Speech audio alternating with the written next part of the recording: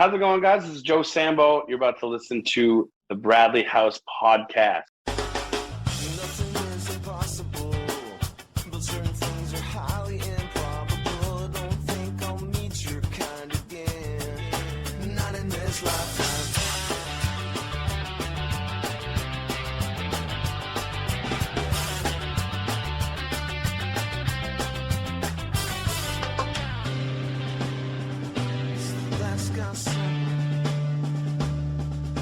Hey guys, welcome back. Come on in, make yourself at home, as you should when you're a guest in Bradley's house. I'm your co-host, Jarett Orr. She is the executive director of the Knoll Family Foundation and our host, Ms. Kelly Knoll. Kelly, how you doing today? I'm doing really great. How are you, Jarett? I'd say it all the time. If I was any better, I'd be jealous of myself, Kelly. I'm here living the dream. We've got another awesome... I'm living somebody's dream. I don't know if this is my dream, but there's somebody out there that would take this. I can assure you. This I life guarantee. Yes, you are a lucky man. Yeah, I certainly am, and I'm excited because we've got another awesome episode of Bradley's House to bring to all of our listeners. Guys, thank you so much for joining us again. The support, the shares, all of the comments, we're getting them all, and we certainly appreciate it. Kelly, I am super excited about another episode. Why don't you tell everybody who today's house guest is? Today we have someone who's not only a talented musician, a really great businessman, but I also consider him a friend, and I feel very fortunate. From the Latino reggae rock group from Phoenix, Arizona, we have Gabo from Fayuca. Welcome, Gabo. Hey guys, thanks for having me on. Absolutely. Well, thank you. So excited. And thank you for your patience while we got all the kinks worked out at the beginning of this episode. Oh no, it was entertaining. It was fun. It was a good icebreaker. I felt like you guys were doing it on purpose just to get me loose and talking. Well, I'm glad we could serve a purpose. Yeah. Rarely a dull moment here. That's true. Yeah, right. We do laugh a lot, and I appreciate that. No. So, how are you? How are your kids? I haven't seen you in so long because of the pandemic.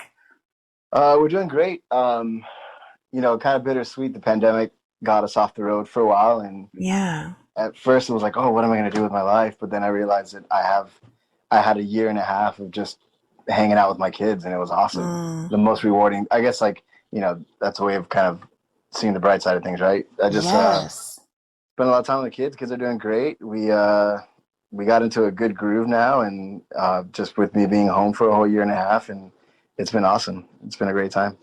That's wonderful. I hear that more and more, and I think that's such a great thing because we do all lead busy lives, and a lot of times we don't spend the time that we later wish we would have with people that are important to us. And I think, if anything, that's one thing that the pandemic really showed a lot of us, is that time is so important, Yeah. Well, definitely. Well, I mean, you get into this groove of going on the road, coming home, writing a song, going on the road, coming home, writing a song, releasing a record. And as much as, I love my kids and we spend a lot of time together, having them from sun up to sundown, I realize that I spend most of my time cleaning the kitchen and then cooking. And that's pretty much all we do, is just cook and clean all day. Right. I love it, Kelly. Kelly. I love my life. That's awesome. How old are they now, the boys? I have a 2-year-old and a 5-year-old. Wow. Oh, you're a fibber. You do not love your life. Fibber. It's okay. You love your life like 85% of the time. That's an acceptable answer. But I've had children both of those ages, and you're full of shit. So my 5-year-old, lately, he's getting, every day he'll ask me, hey, Dad, how does it feel having a son? Or how does it feel having kids? And I tell him, you know what, baby? It's the most rewarding thing in my life. I love it. But this is after, the little one just had a breakdown. Yeah. Kitchen, When he was potty training, it was the most annoying thing, but you got to clap and high five, because he would just pull his pants down and poop in the kitchen floor. Yes. And then he'd come up Papa, super proud because he didn't poop in his pants. I'm like, oh, baby, great job, high five. Wow. Let's move it to the toilet, though. Come on. It's a real test of your patience. I love my life, Jerry. I love my life. When my 12-year-old asked me when he was 9 what it was like being married, and I said, all the toys that you have? And he said, yeah. And I said, throw all of them away except for one. And that's... Oh my gosh, Jarett. That's what that's like. And no, I'm only half kidding. I will say the potty training age is a lot of fun because like I had 3 boys. So the way that I potty trained them was like, oh, it's time to go potty. Come on, look, this is what you do. This is what daddy does. And then it got to the point where like after I peed, I was receiving a round of applause. Oh, yay, daddy, you did it. And I'm like, you're fucking right. I did it. You know what? And it makes you feel good about yourself. I don't know when the last time I got a round of applause for peeing was, but I would then get them regularly. So and now that they're potty trained, and like I come out of the bathroom and nothing. So so cherish that time. Cares. Right. Yeah. No, this potty Cheers. training thing is kind of like a catch-22 because you want them to be potty trained because you're tired of changing diapers, but then they get potty trained and then you hear the call from the bathroom. I'm Yes. done. And then you're like, oh, shit, I got to stop everything I'm doing and go wipe a butt and then try to get back into focus mode, So it's this weird, double-edged sword, but yeah, I love my life. Yeah, my kids for some reason like to maintain eye contact while I was wiping their asses. And it was like made it so much worse. Just like, okay, do this now. Let's go. And I'm like, turn away. Don't look. Look at the ground. This is yeah. So it's All right. Enough poop talk. All right. So the last time I saw you, Gabo, was at Arizona Roots 2020. It was February 2020. Wasn't the last show that the foundation had, but it was our last festival. Mm-hmm. And it was a good one to go out on. That was a fun show. It was really great. Fayuca was awesome. The next day before we went home, we had breakfast with you and the guys. It was just a really great time. I took you to my favorite place, Matt's Big Breakfast. Yes, that was a great place. If anybody's ever in Phoenix, go to that place. It's delicious. You it was prepared cool. for a wait, though. Yeah, right. Yeah, it was like my wait. Don't come in the summertime. Yeah, right. But we that Arizona Roots Festival was awesome. It was great to like finally have a festival like that. We've had our series of like reggae festivals. Lucky Man, they're a promoter out here that they do a lot of really cool festivals. But to have like the California Roots kind of team come out here and put something together here for us because they've they're an ineffable group and just pretty much a lot of those bands out there they've really created like a solid community. For sure. And to have that now in Arizona was awesome. It's unfortunate the pandemic hit right after that and we didn't have one last year and I'm not sure if they plan on coming back, but it was cool to be a band from Phoenix watching the festivals that they put on on the West Coast and then finally having one here in our hometown. I thought it was a great concept and it was well thought out and well put together. They always do such a good job with their festivals too. It's really a joy to work with them. Great people. And at Cali Roots, when was the last Cali Roots now? I guess that was 2019. You did an acoustic set at our booth, which I hope you will always do. No pressure.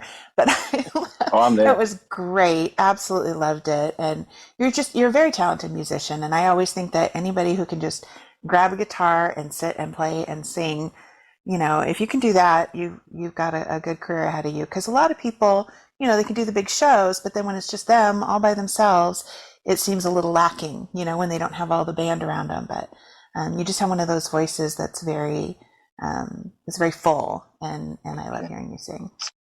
Yeah, I think when we, go on. What were you saying?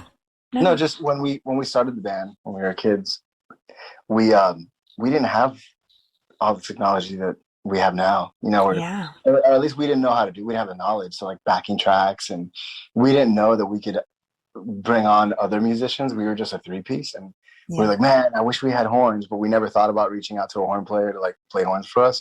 Yeah. So we learned very, very young to just be able to do everything stripped down, and it just kind of, the songs start with an acoustic guitar, with your friends, and if it doesn't sound amazing with just an acoustic guitar, then it probably is not going to sound amazing on a record. Yeah. So whenever I did that acoustic thing at Cali Roots at your tent, it's like I'm just kind of in my element, just what I'm used to. I'm getting used to now this whole full sound of like a full band with percussions and keyboards and stuff that I'm like, that's new to me. I don't know how to make that sound great. but just grab a guitar and play in front of people at a at a festival, It's put right me up in. your alley. Sure, yeah, Yeah, yeah. exactly. Do you do most of the songwriting? Um, we do it collectively. We have a friend who's producing our music. Um, it's me, the horn player, Danny. I think you met Captain Squeegee before, right? Yes, He plays yes. the Backfish also. So it's me, Matt Keller, the producer, Danny, and Dave, which is my bass player. We've been writing a lot of the songs on the last two records that we've been writing. But before that, the whole band would get together in a practice studio and write everything together. But our process has changed now, where we just, four songwriters in a room, we lock ourselves up for 16 hours and just write Wow. as much as we possibly can. So Really? it's awesome because it goes by so much quicker. You don't have Yeah. 8 guys throwing around ideas and beating on drums, when you Right. can't think. It's more just like very quiet. We try to hone in on what the emotion of the song should be like. What are we feeling? What are we going through? What do we want to say? And then we're able to like pause and actually analyze, like, okay, are these the right words that I want to say, or am I just throwing Mm. words on a notebook? Yeah. So that's the writing process now. Do you usually write about things that are happening to you, or like where do you get your material? Oh man, up until now, this one girl helped me write 5 records. But I had a lot to say about that time in my life, Right. and sometimes 5 years later, I was still singing about the same thing. On this last record that we just finished writing, um, the pandemic had a lot to do with hitting that. I was able to hit the reset button Mm. and think about a lot of the things that have gone on in my life. What are the things that I don't want to talk about anymore, that aren't important to me anymore? Mm-hmm. Who are the people I want to be surrounded with? And what does my life look like moving on? Now that I've had this time to like reflect on the last 10 years, right? Right. So this new record is definitely a lot about stuff going on in my life now, where you're able to see things now from like a different perspective. Mm. So it's a lot of the songs are very reflective, like Yeah. reflecting on the where I was then to where I am now. So I would say with this new record, a lot of it is about what's going on in our world, as like individuals in the band. But in the past, it was always about just a breakup that tore me apart and made me become a songwriter. Yeah, that's good fodder for lyrics, that's for sure. Yeah. Does it get hard then, like years later? You still, people still want to hear the songs, and it's about something that happened so long ago, and you have to keep rehashing it. Does that make it difficult to get over? No, no. My passion is performing and the connection with people. We could have a festival with several thousand people in front of us, or a little dive bar on the East Coast with 20 people at the bar that don't care who the hell we are, Mm. And I still sing with the same passion and the same conviction, because Yeah. I'm more excited about performing the shows because of that connection with the people. So if they want to hear Yeah. Maria Elena, then we'll sing You're Maria gonna Elena, sing and I'll sing it with all my soul, because I love my songs and the people who listen to them. That's awesome. It definitely comes through in your performances, that's for sure. Thank you. So you said, like with the pandemic, obviously it gave you more time with your kids, and you've been writing. When things first shut down, how did you respond? Like, did you immediately just go into this mode shift, or did it take you a while to kind of figure things out? It kind of took me a while. I was going through a lot of changes in my life. I went through like a nasty divorce right in the Sorry to beginning hear of the that. pandemic. No, it Oh gosh. needed to happen, Kelly. Yeah. I think it's a hey, congratulations moment. Yeah, I know But how those go. so it was a little bit challenging, because I found myself without the band, working the way that we were, Hmm. in the middle of the pandemic, going through this separation, trying to figure out, what does life look like now as a single parent with my kids, and Right. do I continue the music thing? It was going great before, but is anything going to change now? since this whole new life that we're all living with, this pandemic thing. So it took me a while. I think for a while I was a little bit frozen. I didn't really know what to do. I wasn't posting on social media. I was just trying to gather things together, and which is another thing that I think the pandemic was kind of like a blessing, because the separation was going to happen either way. It just happened to happen when the pandemic happened. Right then. But it took me a little bit to just kind of like get focused again, because there was so many other things that I needed to I guess basically like rebuild my foundation before I could even think about dragging other musicians into this, life of going into the studio and writing a record. Like I needed to be strong enough myself so that I could, navigate through what it is to have a band. Right. So there was a good, 6 to 12 months where it was kind of like slow. And then once I just kind of got into the groove with my kids, and they're fine, they're happy, and just kind of figured out what life looks like now, after this big change. Then it was like a switch. Then it was like, okay, hit the ground running, here we go. Write music, get the guys together, put together the best record that we possibly can, book some killer shows whenever we can. And then now I think we're just back to just where we were before the pandemic. That's great. In some ways, maybe it was a blessing because you didn't have your work to really escape into and not have to, learn the new normal for you and your boys. You just kind of, you had to focus on that and had to figure it out and make it work. And so hopefully in the long run, that was the best thing for you. Yeah. It's great. I'm happy. I mean, it's been several years now. I'm happy that the band is where it is, I wish that I could just share all this new music with you. I think what keeps me excited is just that the new record just sounds, there's songs that I always wish that we could write, but never really had the time to write because we were always on tour. Yeah. So to be able to lock ourselves in a studio without thinking, okay, we need to be out by this date, because by this date we're back on the road, it allowed us to just write a ton of songs and then throw away the ones that we weren't really passionate about and only keep the ones that we were passionate about. And so I'm just really excited about all the new music that we wrote, because they're songs that I always wished that I could write but never really found the way to write them. Awesome. Can we expect some more bilingual songs? Oh, definitely. That's never going. Yeah. I love that. I think that's part of what distinguishes you guys from a lot of the other bands in the scene, is that you do have that, that whole background of, a little different sound that you infuse into the reggae rock. And I, for one, love it. I think it's really original, and I think it really adds a lot. And so when can we expect some of this music to come out? Well, we started tour in August, and we're going to put out a single in a couple weeks. I mean, we don't have a set date yet. I think right now we're shopping it, we're getting it ready, doing the music video. But here in the summer, we're gonna start putting out the music, and then I think the record will eventually be out after the fall. But a couple singles will get sprinkled here and there in the next couple months. Awesome.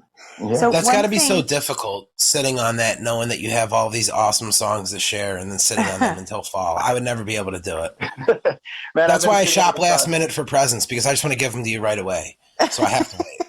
Yeah, that's what I want to do, but nobody else in the band agrees. They think, hey, let's get the music video first. I'm like, nah, let's just put the music out. It's so good, But yeah, I guess it helps when you have 7 other people kind of helping you stay focused, because I'm very, very scatterbrained, and I'm very impulsive. So to have 7 other people kind of keeping you, grounded is like, all right, fine, I'll wait. It's a good balance. Yeah, I guess. Yeah, that's how It's tough to wait. And you're also a businessman. So it seems like every time I talk to you, you've got some other side project you're working on. Anything that's going on right now you can tell us about? Well, pretty much, I mean, my main focus right now is just this music and getting it out. So we had the Fayuca beer that was doing really well here in Arizona. We had it in a ton of bars, and we hit retail. We had it in Sprouts, Whole Foods, which they're like the farmers market, uh, Yeah. the stores out here. We had it like at Sprouts, Whole Foods, AJ's, which is another one. We had it at Bevmo, Total Wine, and Wow. it was going great. But through the pandemic, we lost our steam because the brewery had to close down. So Oh eventually, we gosh. abolished that beer. But we're still talking to other breweries now that things are opening up again. We're Oh, talking to other good. breweries to brew the beer and and get it out again, because it was doing really well for us. I mean, people liked it. It tastes delicious. We were doing beer festivals, and the beer festivals were doing pretty decent. And we want to get back on that. But I think that first things first is we got to get the music out and just kind of focus on one project at a time. Yeah. It's got to be tough having so many balls in the air and trying to figure out, prioritize where you need to focus, that kind of thing. Yeah, you can spread yourself a little thin, and then nothing really work. Everything's kind of working, but nothing's really like excelling. Yeah. Um, so so definitely just focusing on one thing at a time, and trying to put as much effort into one project at a time, so that we could try to do it. Have it work at its highest capacity, I guess. Sure. What are some of the things that you really like about the music industry or about, being a performer? I think I love the community. Mm. I love the fact that when I had this what is it, the ah moment, Uh-huh. when The aha. the aha moment, yeah. We were in New Orleans, and 311 was doing their tour, their Unity cruise. tour. Oh, okay. No, they Yeah. were doing that 311 cruise, Yeah. and they had a pre-cruise show at the House of Blues in New Orleans. And we called up a friend who worked at the House of Blues, and he got us tickets, and we were able to go see the show. But the show was great. You see 311, they're an awesome band. The crowd's great.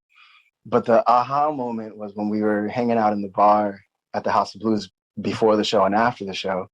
And there's probably 500-600 people at this bar. Half of them don't even know each other, but they're talking and acting like best friends. And I Mm. think it's because that community that band has been able to build. Uh, Yes. they're talking about, oh, you got the purple bracelet, I got the yellow one. Oh, I got the yellow one Mm. here. And then they just start connecting over this band, and all of a sudden they're friends. That's cool. Um, so that was the moment where I thought, oh man, like this is awesome that there's such a sense of community in the scene. Mm. And we can go on a tour with a band that we've never met in person before, but 3 days into the tour, we're hanging out in the green room like we've been touring for years, because we know each other from the scene. We've heard of each other. We listen to each other's music. Same goes with the fans, where you're on tour with a band that in a town that you've never been to before, and you're striking up a conversation at the merch table with one of the fans, and all of a sudden it's almost like you're just accepted. You're accepted in. You're having conversations about things that some similarities. It's just, there's like a sense of community that I really, really adore in Yeah. the music industry. The festivals are a huge thing. Like when I went to the Cali Roots thing, where I played at your tent, just the way that everybody was just like mingling with each other. You could be standing next to a complete stranger, and they're shaking your hand and giving you a hug, singing a stick figure song with you, and you're like, oh, I don't even know you, you're sweaty, you're stinky, but I'm accepting it. Come here, buddy, give me a hug. It's just, I don't understand. Like, I wish I was a psychologist so I could understand the psyche behind this whole thing. But like Mm. the way that people are just able to just connect instantly because of Yeah. a band that they like, that for me is what I like the most. Yeah, From I definitely see that at the festivals. right. And I'm sure it's like that with other genres too. I mean, I can only assume, but I happen to think just the whole reggae rap community is so fun Mm-hmm. because of that, just shared love for the music and the bands and the people in general. I think it makes for a great environment. People can bring their kids or, whatever. And it's very laid back and mellow. And I love that. Yeah. Yeah. It's great. So what are some of the challenges that you face in the music industry? There's so much uncertainty, do Yeah. we, do we, do we go to California in the fall or do we go to Texas in the fall? Right. Do we put this single out first or do we put that single out first? Um, the pandemic happens, you have all these tours booked and all of a sudden everything is gone. And you're like, there's just, it gets a little challenging when, because at the end of the day, we're artists, we just want to put whatever is moving us at the time and inspiring us. We just want to put it out and hope that our fans will accept it and like it. And that the new fans will understand it and then accept it and like it, and keep growing that community. And, there's a lot of challenges in that aspect because you put your heart and soul into every little thing that you do, everything from the cover art to your merch designs, to the pictures you put on Instagram, to the way that you communicate with your fans, to the songs that you write. And then you just throw it out there into the universe and you don't really know if it's going to resonate the way that you hope it does. Right. That's a little challenging. Lucky for us, I think that everything we've put out, because there's so much, I guess, like passion and truth behind it. I think that, it's resonated well with our current fans and we've been able to make new fans.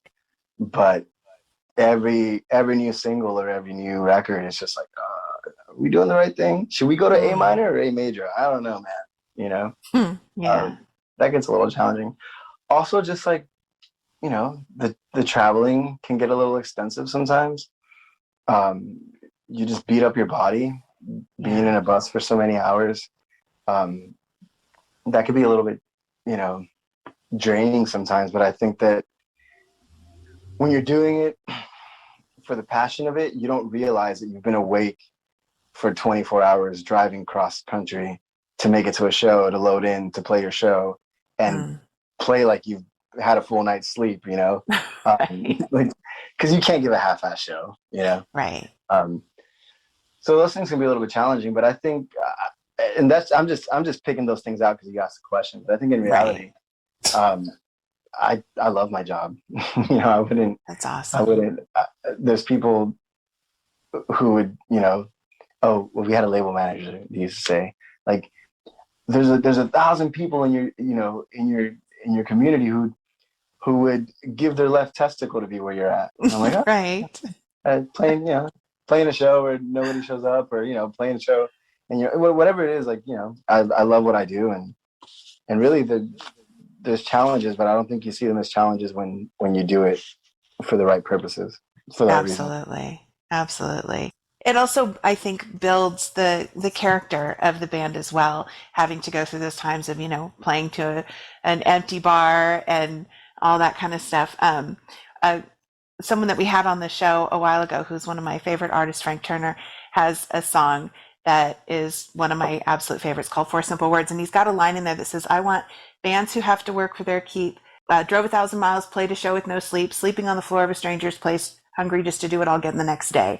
And I think that so perfectly captures, the passion that you have to have for what you're doing and the sacrifices that you make. And even though most people, all they see is, the adoration of the fans, and you're up on stage and everybody's clapping and buying you drinks and isn't this such a great lifestyle? But there is so much that happens behind the scenes that a lot of people would give up from having to deal with all that crap, So I do think it tests you, but it also creates people like you who appreciate what you have and the success that you're having. So I think that's wonderful.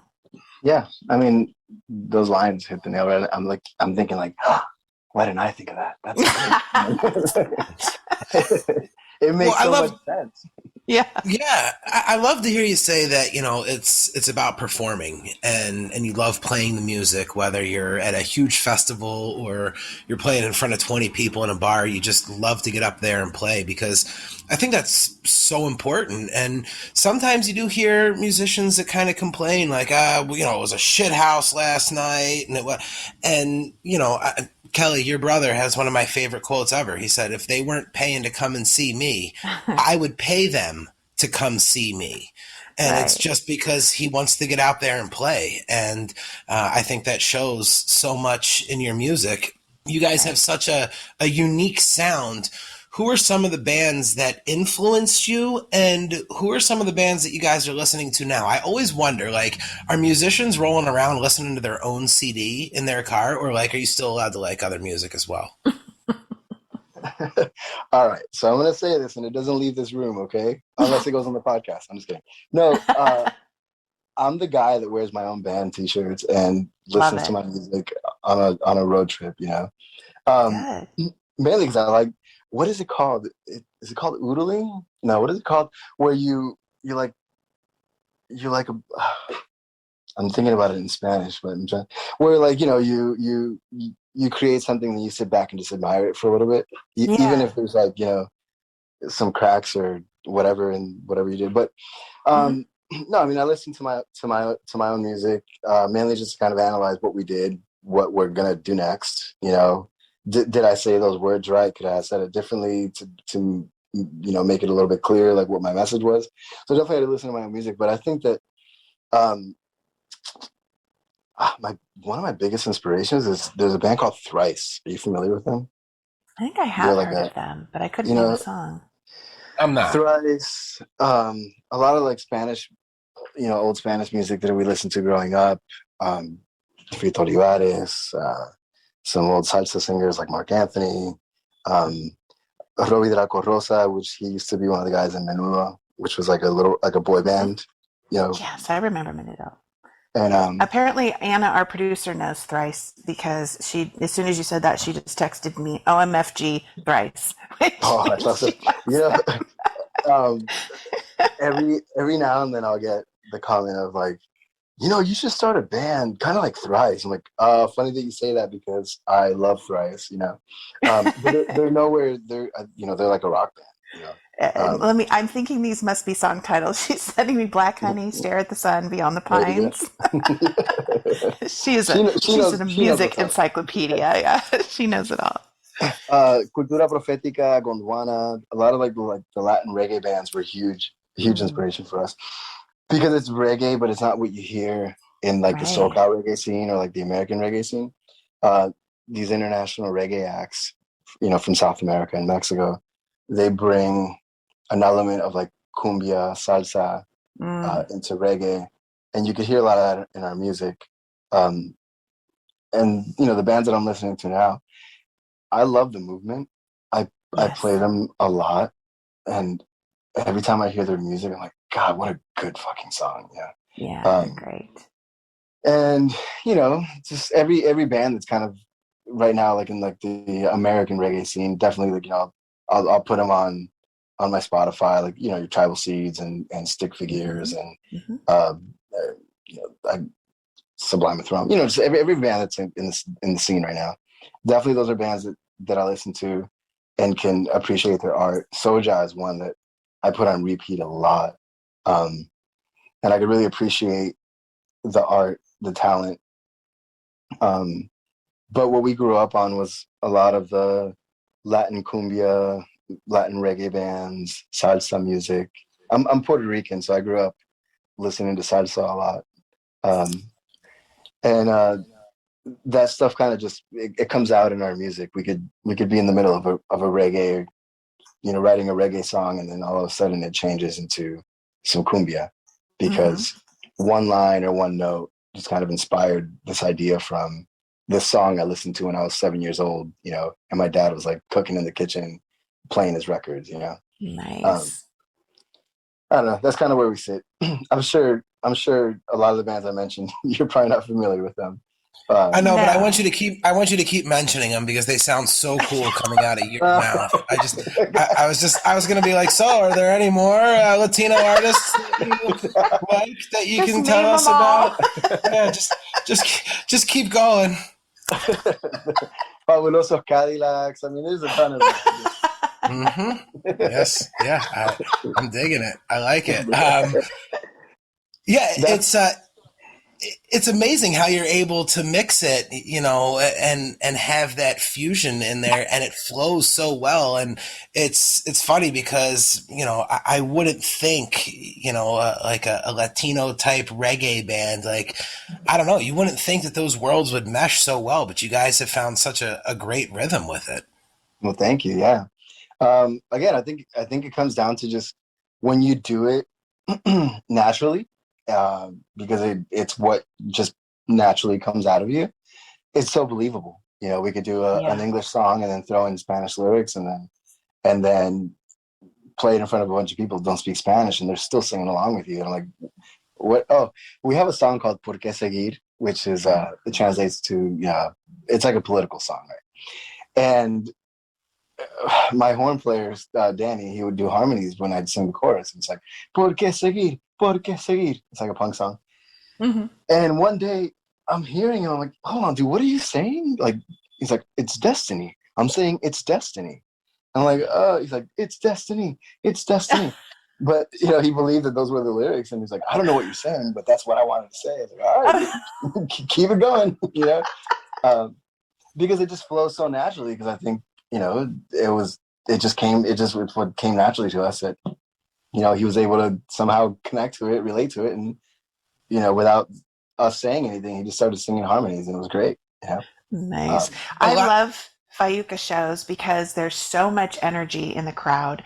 People are dancing and in a way that I don't always see in other shows. I mean, people get into other shows, but I think it's just that whole, whether it's the salsa flair or something, but there's just like so much great dancing and excitement, enthusiasm. It's like being at a party and everyone's totally into it. Because it's hard for me sometimes if I go to a show and the crowd isn't really into it because I can't listen to music without moving, and you feel awkward when you're the only one dancing in the whole crowd. And so trust me, that is not a problem at a Fayuca show. Every time I've ever seen you, it's just the crowd gets so into it and it makes it really fun. Well, that's awesome. I've seen you dancing. At our shows. I'm like, come on, Kelly. Come on, play the stage and dance. I can't not. I'm not coming on the stage, but I can't not dance when I hear music. I don't know. It's just. Well, thank you. Yeah. It's in my. I'm the exact same way, and that's why I get such funny looks at the grocery store. Mind your own business, people, okay? Don't worry about what I got going on over here. You see the headphones in, all right? I'm going to get my rice-a-roni how I want to get it. And don't... Moonwalking, dudes. That's right. That's right. Respect the vibe. So for our listeners who are checking out this episode and now we've got them hungry for your sound, maybe if they're not familiar with you already and they're like, all right, I'm going to look up a song right now and see what I think about these guys. What's a good introductory song? What song would you like to use to introduce yourself to somebody who's never heard the band? What should they be typing into their Google machine? Ladies and gentlemen, introducing. No, I think my favorite song that we wrote, there's one called Other Lovers. Oh, that's a great song. Sorry. That song. That's one that you and Danny wrote that, right? Yeah, Danny. Well, I think the reason why I love it so much is because Danny wrote most of it, and we were kind of lacking a chorus. And Danny he came into the studio like, hey, I got the song, and I don't know if it's going to work for Fayuca, but, he kind of came a little like tail between his legs. He was a little nervous to present it to us because at that time he wasn't really writing with me. He was mainly just playing horns and giving me suggestions on chord changes and stuff. And the way he wrote the lyrics in those verses, I thought were great. You could really feel where he was coming from. And we were lacking a chorus, and we decided to just start spitballing melodies and words, and then we came up with this chorus, together.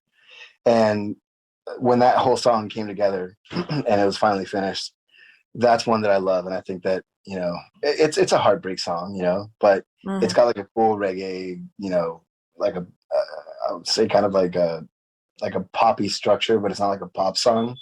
Yeah. It's very melodic. I love Other Lovers.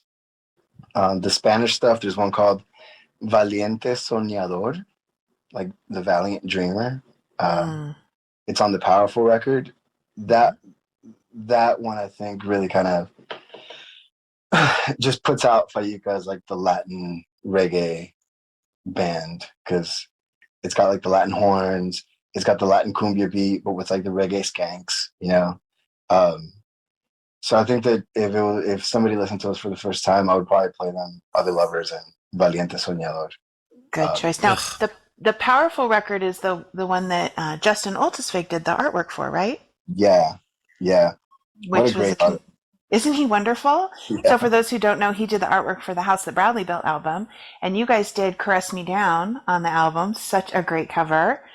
And you kind of gave me a little bit of shit about it when I suggested that you do Caress Me Down. I don't know if you remember that, but I don't remember. you were like, "Are you just asking me to do that because I'm the only one who speaks Spanish?" I'm like, right. no, like I really think you do a great job, and you did. Thank you very much. I think my words were, "Of course, Kelly. Of Yeah. course, you asked me to Caress Me Down." Why wouldn't you think of any other song for Fayuca? Well, I actually thought of quite a few, and I settled on Caress Me Down because I thought you do a good job, and it should have been a compliment, Gabo. No, I was just. Yeah, the other one was Chico My Tipo. No!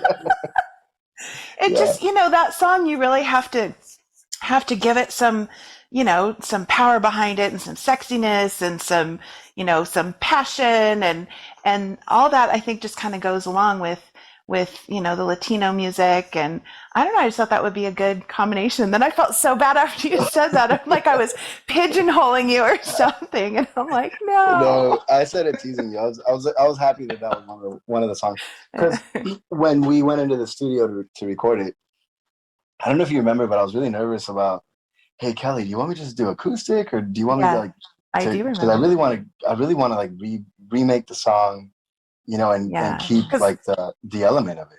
Yeah, the album was originally, the whole idea was everyone was going to do acoustic, but I know some ended up not, and so then it was kind of, because I think I kept telling you, no, it should be acoustic, but I think I said I don't want to come underdressed to the party. mm-hmm. So what you I did. And you're like, just do whatever you want. It's like, all right, Matt Keller, let's get into the studio and do the best that we can with the song, which I think that I'm very happy with how it came out. I was a little nervous, because how do you take this band that you grew up listening to, right? That, when you're a kid, you're listening to this music, and it's always a dream to like when you asked us to do the compilation, it was almost like a dream. Like, stick a fork in me, I'm done, and we could do a really bad version of Caress Me Down, and then can you imagine all the comments that I'd have to read through? That'd be super awkward. I don't have that much, I would crawl into a hole, But well, there's no way that would have happened. We were happy with how it came out. The approach to that song was that there were elements in that song that really made it, that if you heard it sampled elsewhere, you would know that it came from Caress Me Down. Mm-hmm. Like the guitar tone, or the whip on the snare. Whenever he hits the snare, there's like a whip in the background. The part at the end where he's like, "That's that loving sound," and it goes kind of into this like robotic thing, So we wanted to keep a lot of those things, but rather than going online and trying to find samples of it, we try to recreate it with whatever tools we had at the time. So we try to recreate the whip by making a whip sound with our mouth, and then kind of like distorting it and EQing it, and we got the music down, and I'm like, Keller's our producer. I was like, Keller, this sounds phenomenal. And then he's, all right, buddy, grab the microphone and sing. And I thought I would nail it on the first try. And Brad can hold his breath for a long time, I'll tell you what, because I'm rapping through halfway the first verse, and I got to take a break to catch a breather, So that was a little bit, that was a little challenging. And then to be able to switch from the English and the Spanish, I thought that this is right up my alley. I started, when I started in music, I was doing reggaeton, which is like Spanish rap. Yeah. And I had to just kind of put my old, reggaeton Gabo hat on and try to remember what it's like to rap rather than sing. And but once I got into the groove of it, and I locked in, and I just closed my eyes and I ran through it all in one take, and it was it was pretty awesome how it came out. I was pretty happy with the way Yeah. that it came out. So thank you for suggesting that song. You're Because welcome. I was gonna do what was the one I was gonna do?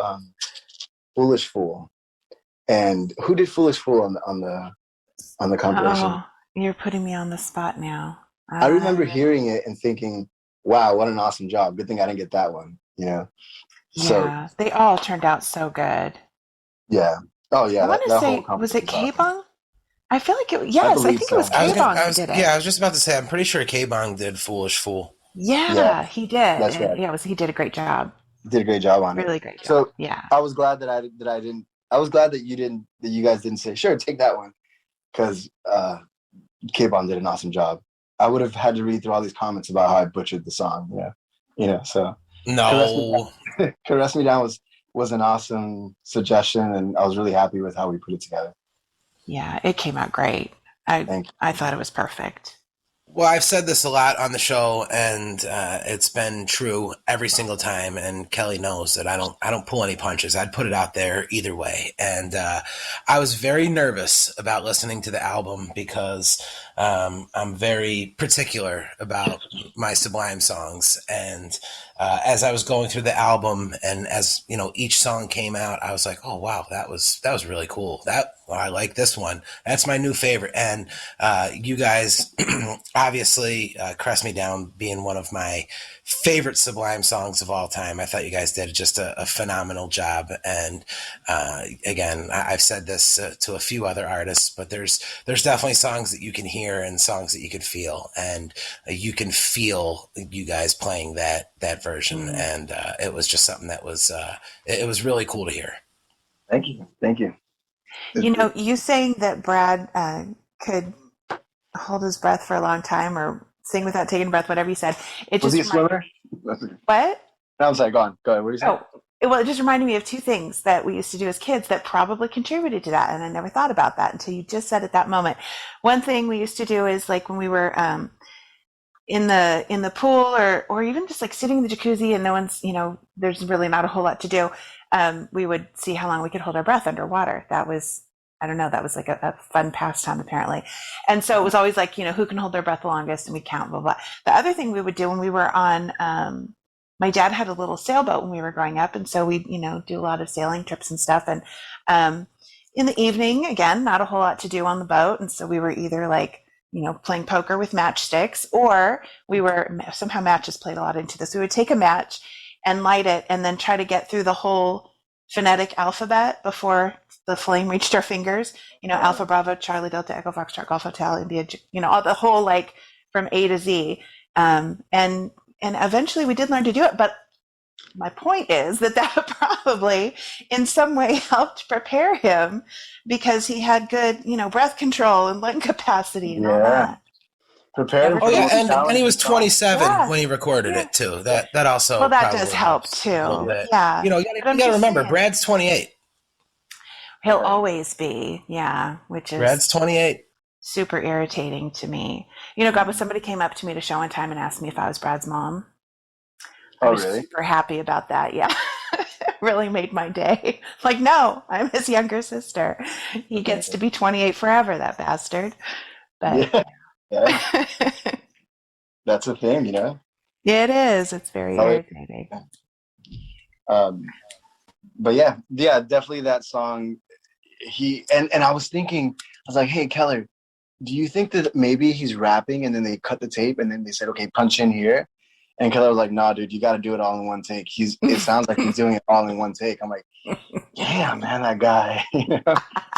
You're damn right they were doing it all in one take. They were paying real studio money this time. There was no time to fuck around. This wasn't in the flop house at Dana Point. They were, let's go, get it done and get off that mic. Yeah, Right. I think we didn't want to cut any corners on that Caress Me Down version. So I really tried to convince Keller to let me just do it in multiple takes because I need to catch my breath. And Wow. which you could hear it. There's a part where he goes, where it's on the version that we did, where it says, where he goes to the right kind of loving on Sunday morning. Now that I told you this, you could probably hear it. I'm going to go listen.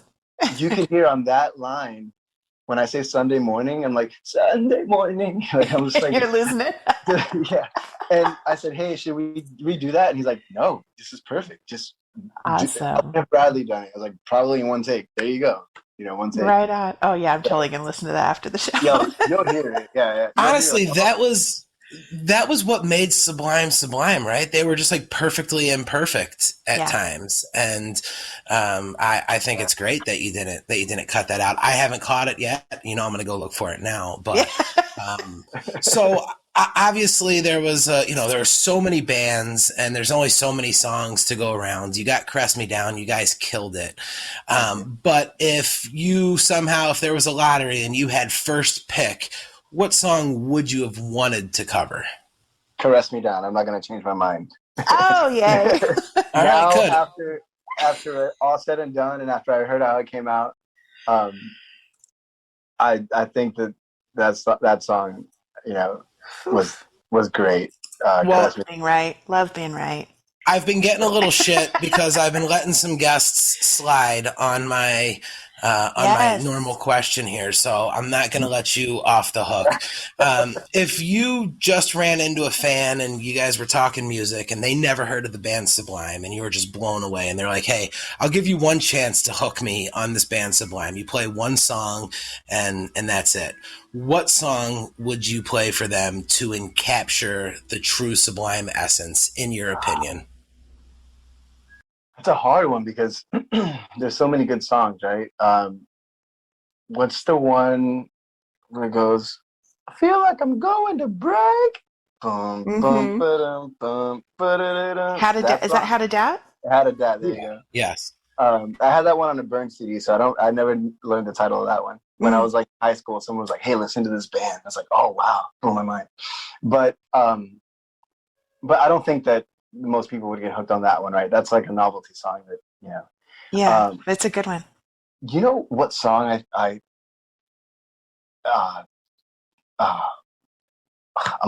in the end. Yes, love that one. What a great song, and then it ends with that like guitar lick, which just kind of ties that whole song together. If somebody was into like the ska punk scene and they wanted to know what their best song was, I would say that song is awesome. I can't play it and sing it at the same time because he changes chords in this weird timing that, like, for some reason my brain just doesn't do it. And I've tried to cover it before and I always butcher it, but I think that's a great song. The melody, the energy behind it, the drumming is so clean, Yeah, that's a good one. No, but not that one. I think great. This is my favorite one so far. What about Seed? Yeah, that's a great awesome song too. I don't know. You're asking me a hard question here. I don't know. It's a tough one. That's what. Listen, this is the highest of journalistic ability here, so I have to. Yeah. Got to ask the tough questions, man. I'm sorry. No, but yeah, there you go. Any one of those songs I think would be all excellent choices. Would be great, yeah. Yeah, there's, just so you know, there's no wrong answer. There's not a bad song in the catalog as far as I'm concerned. So I always ask people that, and they're like, "Oh shit, that's it." And like, it's not like they're gonna be like, "Oh, it's Seed," and I'm like, "Wrong fucking answer, buddy. Pick a different one. That song sucks." So it's all a preference. But I think it's just been amazing that we've literally had this is probably recording number 31 or 32. And I mean, maybe we've gotten the same answer a few times, but everybody has their own answer. And I just think it's cool to hear it and see what everybody thinks. Yeah, Definitely. yeah. No, that's a tough one though. Yeah, I'm glad there wasn't a wrong answer because you would have told Kelly, hey, cut the podcast. This guy doesn't know what he's talking about. I'm out. Seed? Are you kidding me? Roll credits. Yeah. Cut the podcast, Kelly. So for everybody who's listening and has enjoyed this interview, hopefully as much as we've enjoyed doing it with you, where can they check you out? Go ahead and plug all of your Facebook websites. If you guys got t-shirts or koozies for sale or cameos, whatever you got, let everybody know about it right now, man. Yeah, so I mean, everything is obviously on the website. You can listen to our music there. From there, you can stream directly to our Spotify, link to our Apple Music. It's just Fayuca. It's F as in Frank, AYUCA dash music.com. But pretty much just if anybody wants to connect with us, I'm constantly on Instagram, responding to messages, liking pictures, and watching videos and funny memes. So I think it's just the handle says Fayuca. Um, Instagram is probably like the best place to connect with us, but to listen to our music, wherever, Spotify, Apple Music, Google Play, Amazon, all that stuff, or just a general Google search, you could find pretty much anything. Yeah, that we have awesome. out Yeah, I like that. We had Graham Bonnet, a musician, on, and I asked him the same question, and he went, "Ah, shit, I don't know. Just Google Graham Bonnet, and something will come up." And it was like that was also like a really cool answer. You guys hear this ice cream man I got going on in the I background do. right now? I do hear. It's you want to know why it's bad? It's because I am his like number one patron, and he's like parked outside of my house right now. Like, all right, dude, what's going on? Here I am. And I always pay with my card, so he always charges me a little vig. So I know he's making extra on me. And he's just sitting out there right now, like, okay, I see the light on. What's he doing? So I apologize to all of our listeners. I can assure you, I am not going to get the ice cream man. So Yeah. you know what happened was when your ice cream man. So my kids are trained now, right? Like they hear the ice cream man and they just perk up. So when I'm on the phone and I'm watching them right here through the door, and you could hear your ice cream man on the phone, and as soon as like the sound got louder, my kid just looks up and looks at me like, "Are we going out for ice cream?" So my ex mother-in-law totally ruined it for me because up until like 6 years old, I had my first son convinced that was the music truck that drove around to make everyone smile. And, yeah, it's like, and then one day he walks in and he looks at me with just a look of utter disgust, and he goes, "You know they sell ice cream on the music truck?" And I'm like, "What? They do?"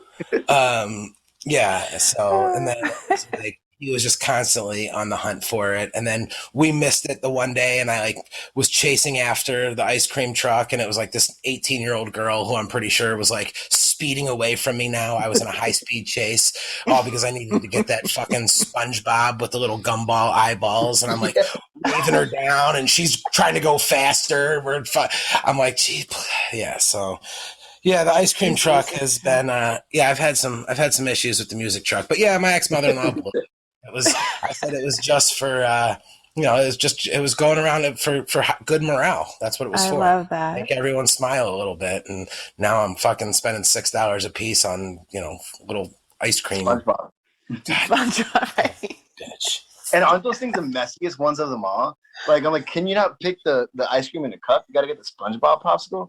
The worst part is it always looks all deformed too. Like the eyes are like never right, and the mouth is like droopy because it melted a little bit, and it's like looks like this really scary SpongeBob instead of just like what it should be. And it's the worst. And then their hands are tinted yellow and orange for the next 45 minutes, no matter how much you wash them.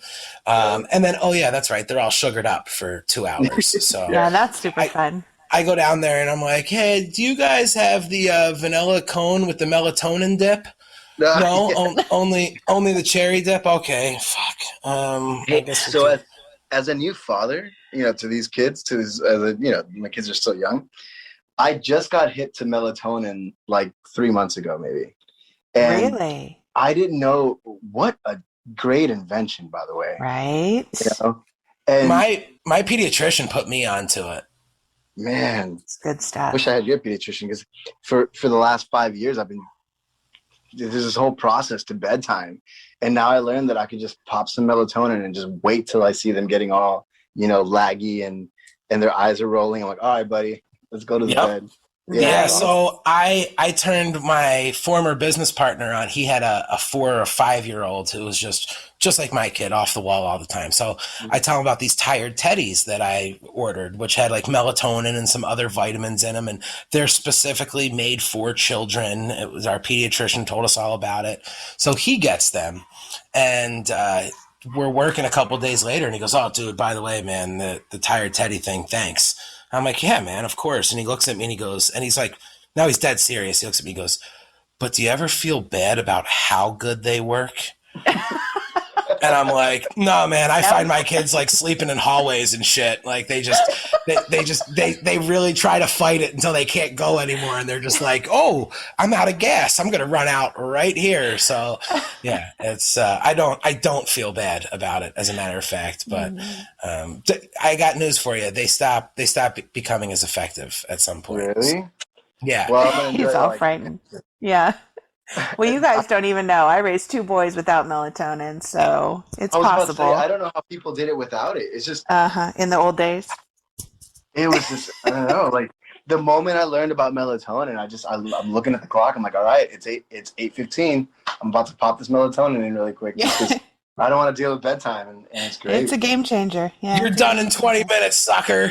You just watch the dial just slowly go down on them. You're like, uh-huh. Yeah, there you go. Yeah. Do you give it to them for them, and then they just pop it in they just eat it themselves, or do you like sneakily just kind of like walk over there and be like, "Hey, open your mouth, buddy"? Oh, dude, mine are like watermelon flavored and shit. My kid's like, my 8-year-old's like, "Dad, is it time for my melatonin?" And I'm like, "Oh my God, I wish." But no, it's not, because if I give it to you now, you'll fall asleep in 20 minutes and you'll be up at 3:30 in the morning. Like, whew, just got my 7 hours in. What are we doing for the rest of the day? I always feel like the old housewife who like poisons the tea and gives it to her husband. You know, I'm always like, "Hey, buddy, come here. What's up, Dad? Open your mouth. Close your eyes." Yeah. He doesn't care. He loves them. They taste like grapes, but still, I feel like I got to sneak it in his mouth. Oh, that's funny. Good parenting tips here. Some great information. Yeah, no big deal. Just knock your kid out and it'll make life a whole lot easier. Listen, guys, don't at me, okay? The shit's natural. My pediatrician told me to use it. I want to hear about it. And a good night's sleep is important for kids. Helps them grow. A good night's sleep is important for me, and it helps save them, because I couldn't imagine what would happen if not. I'm all talk. I yell a lot, but like it doesn't work on my kids anymore because they know I'm full of shit. I'm like, I'm telling you right now, I'll spank you so hard you won't be able to walk for a week. And they're like, yeah, I'm 12. I haven't done it yet. So not gonna happen. Yeah. Oh, well, thank you very much for being with us on the show tonight, Gabo. We sure appreciate it. It's been a lot of fun talking with you, and I can't wait to see you guys again. I hope you have some Southern California dates coming up. Yeah, we'll be out there in November, I think. So awesome. We'll be out there August 22nd. We'll be in Huntington. If you're in the area, it'd be great to like grab a coffee or something and hang out. Absolutely. Where are you playing on the 22nd? Is it Sea Legs? Sea Legs, yeah. Oh my gosh, it's already in my calendar. 3:00. Have you been there? Yes, I have been to Sea Legs. But yeah, the show is already in my calendar. I just went to check my calendar and make sure I was available, and it's already in there. Fayuca, Sea Legs, 3:00. I got a show to go to, Gabo. Sorry. Aren't you super organized? Right. Oh my gosh, I have to be. Life gets too crazy. But anyway, thank you very much for being on the show. We sure appreciate it. It's been a lot of fun. Thanks, Kelly. Thanks, Jarett. It's been awesome. Thanks for the chat. Oh, thank you, man. Well, Kelly, I don't know about you, but I could spend all day listening to Gabo mention all of his amazing Hispanic musical influences. And a little teaser is that we kind of record things in a weird order here, but that stinger that he did for us, that might be my new favorite stinger ever. Right? Yeah, he really does have a fabulous way of doing things, and so much fun to talk to. And he's just a genuinely really great guy. I feel super fortunate that I had a chance to get to know him and hang out with him, have a couple meals with him, with my family. And he's just a genuinely nice guy. One of those people that you're really happy that they're doing well and succeeding because they're so great. And he's so talented as well. In fact, Fayuca is going to be playing this Sunday, August 22nd at Sea Legs in Huntington Beach. I'm so excited to see them. The show's at 3 o'clock and they're playing with ZC Keeley and Urban Life, also bands that I love. So it's going to be a great day of music. Anybody in the Southern California area, make sure you get out to Sea Legs in Huntington Beach this Sunday, August 22nd. And then they're also going to be playing with Badfish, great friends of the foundation, in September at Badfish's annual Nelson Ledges show, which will be September 24th through 26th, with a lot of other friends of the foundation, including the Elevators and just a bunch of great bands. It's going to be a good time. So definitely check out Fayuca either in Huntington Beach or on the other side of the country in Ohio. Yeah, it's so cool to see these bands that are working so hard, and it's just so neat to watch social media because you start to see them coming up on the marquees and getting booked on the bigger shows and playing with a bunch of the bands. And I'm pumped for Fayuca. They've got some big shows coming up. You can follow them on Facebook and Instagram or visit their website, and they've got a bunch of other tour dates that they're playing in between. So check them out, guys. We hope that you enjoyed the interview as much as we enjoyed doing it. You guys know why we're doing this, and that's so we can get Bradley's House up and running so the Knoll Family Foundation can help musicians who are struggling with addiction, regardless of their financial situation. Guys, in the description of this show, wherever you're listening to us, there will be a link tree. Go ahead and click that. There'll be all of the ways that you can find the foundation, find out information on exactly what the Knoll Family Foundation is doing, information on this podcast, and of course, all the different links on how you can help and have your own little piece of this sublime story at the end here. This thing is yet to be done, and we can all still be involved and have our own little piece of the story too. So it's something that's exciting as fans and followers that we can go ahead and purchase a t-shirt or a hat or an autographed picture and know that all of the proceeds are going directly to the Knoll Family Foundation to get Bradley's House up and built. And Kelly, I know that you and your dad and the foundation are so appreciative and overwhelmed as the orders keep coming in and all of the support that you guys have been getting. Absolutely. Every little bit really does make a huge difference. And also make sure to check out The House That Bradley Built, the album that was put together by our great friends at Law Records, and you can check that out at law-records.com. In fact, that's where this song that you're about to hear is from, and this is Fayuca covering Caress Me Down. One of my favorites. Guys, thank you so much. Check us out on Facebook, the Bradley's House group. You can go ahead and find us on Twitter. The Knoll Family Foundation is across all platforms of social media. Thank you for joining us on this interview, guys. You don't have to go home, but it's time to leave Bradley's house. I'm Jarett Orr. She's Kelly Noel, and we'll talk to you guys next week.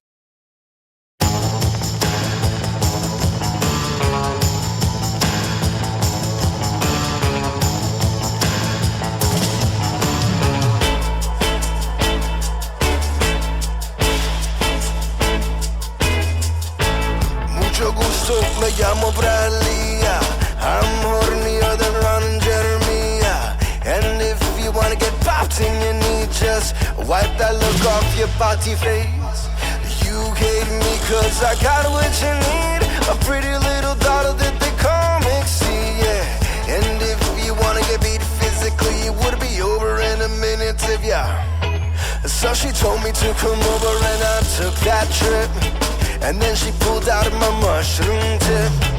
When I came out, it went drip, drip, drip. I didn't know she had the G.I. Joe comfort grip. And I went, and a girl caressed me down, and that's that loving sound. And I went, and a girl caressed me down, and that's that loving sound. When I kiss Mixie, she makes me feel horny, cause I'm the type of lover with that sensitivity. When she kissed my neck and she tickle me fancy, she give me right kind of loving on Sunday morning.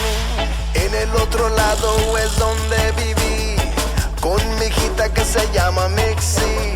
Su hermana sí me quiere, y ahorita tenemos un bebé. Sus padres, sus tíos me trataron matar, but they did not get too far. Un poco después tuve que regresar con un chingo de dinero, cause you know I'm a star. Yo fui a Costa Rica para tomar y surfear, platicaba con la raza cause they know who we are. Si no te dio cuenta, then I guess you never will. You must be a muñeca if you're still standing still and rebound. And a girl caressed me down, and I started loving the sound, and I went, and a girl caressed me down, and I started loving the sound.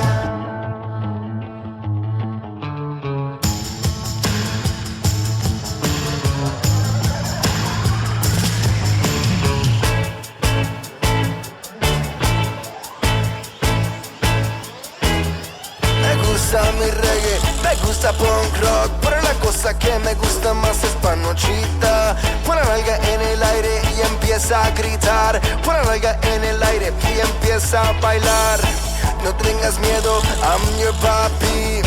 Take your chonies y los manden a mí. Levanta, levanta, tienes que gritar. Levanta, levanta, tienes que bailar. Because the girl caress me down, and I start